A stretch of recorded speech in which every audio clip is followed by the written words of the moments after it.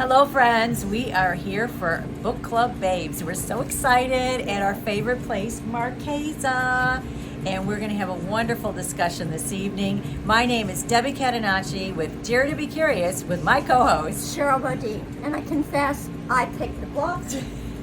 It's fabulous. I know, look how thick it is. We're such good members because everybody read it. We read it, we're dedicated. And after I picked this book, I want you to know that Barbara Kingsolver won the Pulitzer for it. So it's really going to be an interesting conversation. So stay tuned for another Book Club Babes. All right, Book Club Babes. Thank you all because this was my month. And I know I chose a book that is, 300 and... Oh, I'm sorry, 500. Yes. Almost 600 pages. But... Excuse me. Cut that off. Okay. All right, so thank you all because I know that this was a big book to read. And I did send you an email that said if you only read 20 pages a day, you would get it done in time for this meeting. But in the meantime, she won the Pulitzer for it. Barbara Kingsolver, she's a wonderful, wonderful writer. Many years ago, when the kids were little and I was so busy, I shouldn't even say this, but my late husband John said, I know you're busy, I will pay you $5,000 if you read her book, The Poisonwood Bible. And I said, okay, I can do a lot with that. I buy a lot of clothes or things for the kids or whatever. Her book, The Poisonwood Bible, I actually thought she won the Pulitzer for that, but she did not. I think she was on the short list. She was. She was. Thank you. And we have a guest tonight who is not an official member of Book Club Babes, but Marcia, tell us. She is here today because she has read this book, and you read it twice. I read it twice. And tell us why. Because the first time I read it, initially I didn't realize that it was another. It was David Copperfield. Yes. But I obviously got David Copperhead. But I was so caught up in trying to figure out what was going on, and it was just it just won my heart because it goes to what's relevant and also to what's unexpected. A great novel. And so I said, okay, that was really great. Now I need to go back, and then I could just enjoy the fabulous writing. She's a wonderful wordsmith. And the thing is that I think it was maybe the Washington Post or New York Times. So the reason was because she really gave this example of Appalachia. And the opiate, it's an epidemic, and particularly in that area. And I learned so much. But what saved the book for me as a writer, you know what? They may not like the middle, they may have some problems. If you give them the ending that they want, then they love it. And she gave me the ending that I wanted. And I want to hear from everybody at the table. What did you love about this book? What did you hate? Some people have said that you have a love-hate with this book. But it must have spoken to you in some way. Because I know a lot of you, and you called me and said, oh my gosh, I finished it 2 weeks ago. And that's a lot. It's a lot of pages to read. We're all very busy. So let's go around the table and tell us what we liked about it. Not in our, it's not in our world, it's, in our right. in our circle. Right. We have other problems. But this is a way this is the way of life in Appalachia. They have no other resources other than to take drugs and sell drugs, which is horrifying. And so as sad as it was very interesting and eye-opening to have an understanding and to have empathy for these people that are so marginalized.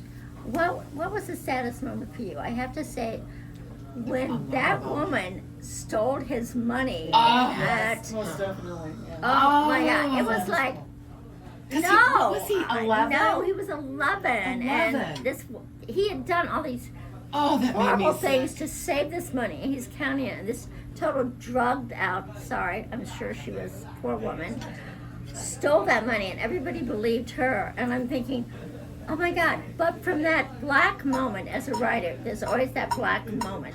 To me, that was his. Although I'm not sure, there might have been one later too. There were so many. But that black moment, no, that was a black moment. But from that black moment, he met his grandmother, and that was a kind of screwed that up too. But that was years of happiness, or a sense of maybe I have a future. Maybe I have It gave a him future. more hope. It gave him hope. Yeah. And He knew he had to go forward. There was nothing to go Right. back he to. was a survivor. And He you know what? a Was a survivor. I'm an optimist, so I always look to like what good happened here, and it showed me how important these certain people are that believe in you. You know. What did you think about Aunt June? I thought Aunt June was a real heroine. Aunt June was the star of the book. Yeah. I mean sure. that's where that's went. I mean, it's just sad because he kept getting, hard, and then someone believed in him, and then boom, bam, his life was this thing, and this writer took me on that journey, and her adjectives and the way she described single moments, like literally, I had to stop. She was such a good writer. Oh, she's Yeah. a brilliant writer. Yeah. She's So I think. And what, I mean, this was almost a miracle that he survived what he survived with Right. all Well, I the thought pain he as a endured. survivor, The writing All the of his pain. author. He was not going down lightly. The fact that he had his football injury and then got into the Oxycontin and all the things, that's what kept him going, because he was in pain.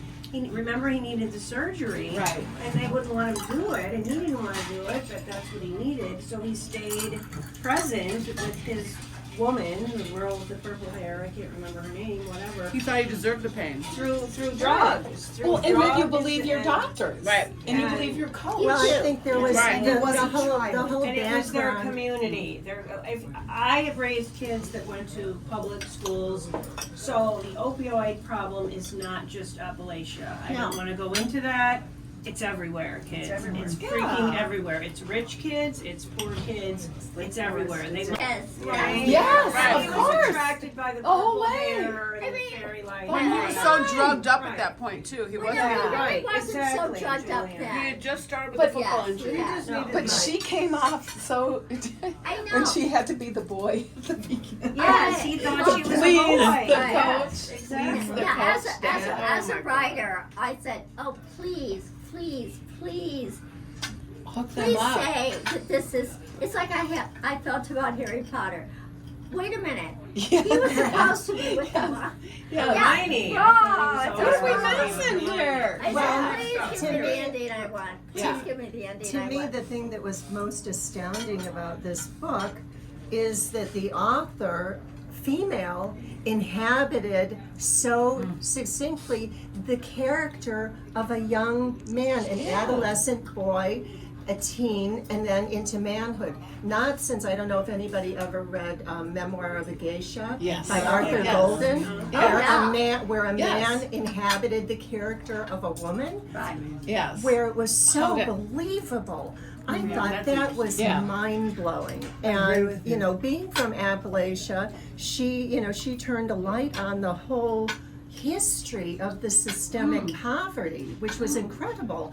That the big businesses, they took over the coal mines, and then the workers, they had no other options. Right. And so everybody, they're sitting home drinking beer or taking oxy, and it's communities, it's whole That's what it was. communities. That's And everybody thought the same. And it was Everybody, I did know, not. it was a It So was it was community. very, Yeah, very it sad was part of and their very life. eye-opening. But Yeah. I was getting into the weeds in this book. It was sad, the system of foster care, and then it got sadder when it got into the drugs. The abuse. And I'm looking like, where's the redemption? Where's the light There at the end was, of the there tunnel? was. And you knew And it then would and then she pulled it out. So Yeah. She did it pull it was out. it was good. Yeah. But it wasn't pulled out and cavalry is arriving. Oh, yeah, She pulled it out in It a was very subtle. Very no, subtle. it makes sense Right. kind of thing. Well, But for sure. to Julia's point, Aunt June, when you read back through the book, Aunt June was a catalyst for so much. I mean, she's the one that got him into rehab. She's the one that maggots She knew and the right time to do it. she did. Right. She Because did. she knew all She knew that it along. wasn't ready, yeah. Yep. She knew. She was amazing. Yeah.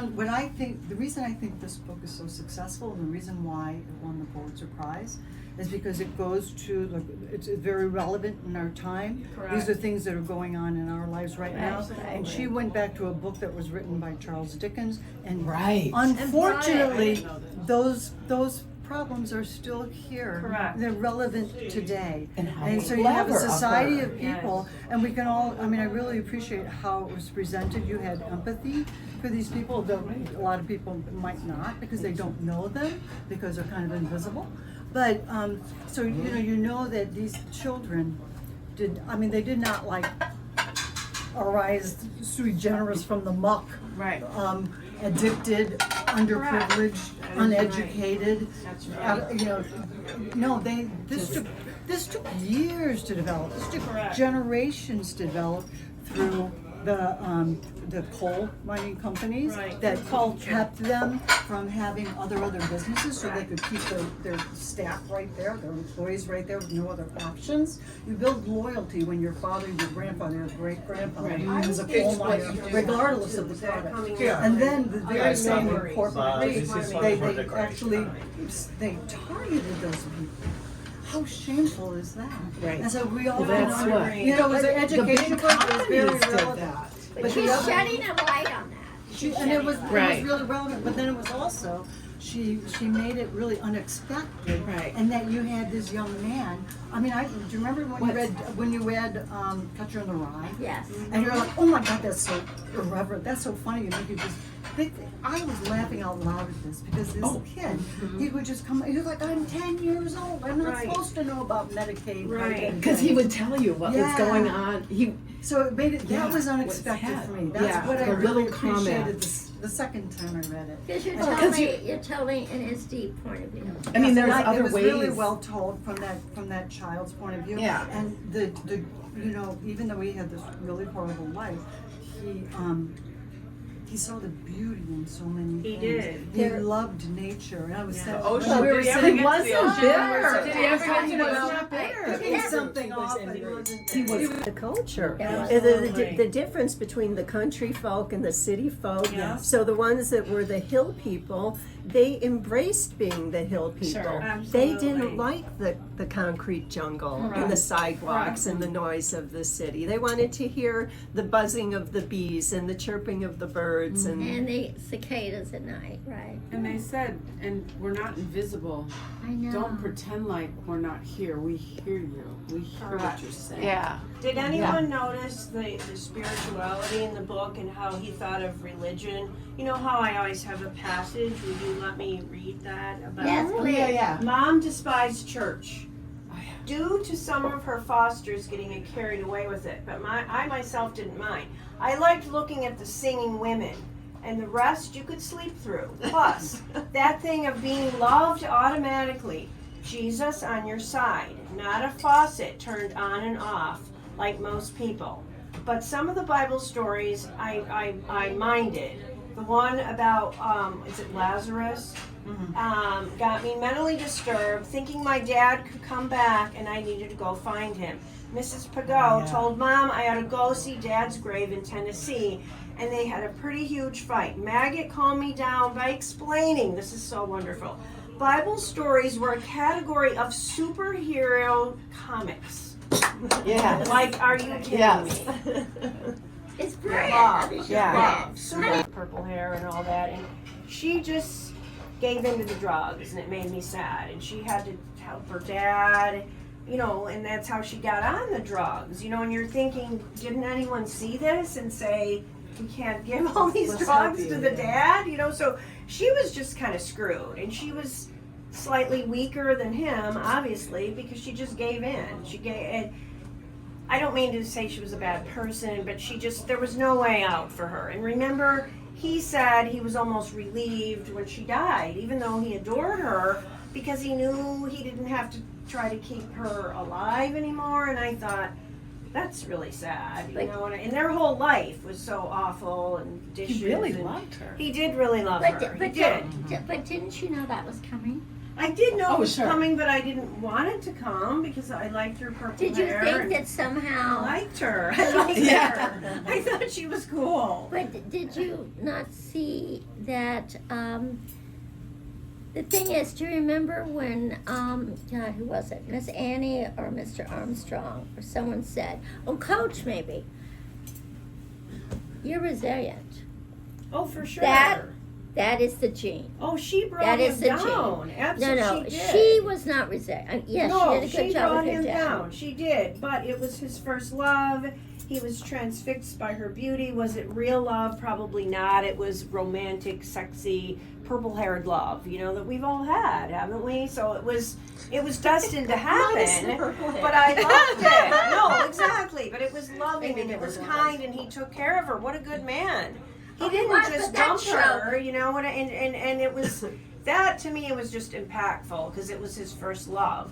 So that was like super sad. And then for me the happiest part is of course the ending when he ends up, we hope, with who he was supposed to be with, and his final words were something like Somebody that would not swallow me. right, and he said the best part of my life is yet to come, or something like he was still optimistic, like even though he had been through all this shit and beaten by the stepdad, and he was still saying, I've got this. And Because I you know thought, why? I wow. mean, I think, and there were some times when he was in his deep point of view that I thought, okay, you're sounding a little bit like a victim. Don't do that. But then he would say, you know, yeah, it's all crap, but I got to do this for this Right. person. I've got to And he do didn't that. blame anyone, Cheryl. He did not not. ever say That no, is that is so someone important. else's fault, and that's So why important. he loved this person. Yeah, he was Take so. responsibility, and he did. He did. He did. He did take responsibility, Yeah. which is why he is the protagonist of the story. Correct. And that we are so happy. And I was thinking while I was reading the book as a writer, because I would never write a book without a happy ending. I just want, because I don't care if I win I a get Pulitzer. that. Oh, Barbara, thank you, honey. But and the Poison Word Bible sort of had a happy ending.